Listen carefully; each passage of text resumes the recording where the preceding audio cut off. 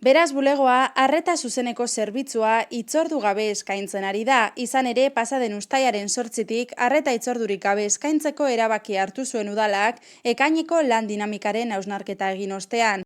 COVID-19ak ekarritako osasun krisia dela eta beraz bulegoa momentuko egoeretara moldatu behar izan da azken hilabeteetan. Osasun eta segurtasun neurriak momentu guztietan kontuan hartuz eta errespetatuz.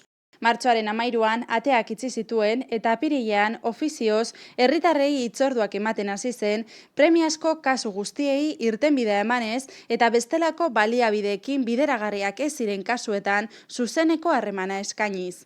Ekainean beraz bulegoak ateak ireki zituen berriz eta zuzeneko zerbitzua hitzordu bidez eskaintzen hasi zen herritarrek behar zituzten eskariak bideratzeko.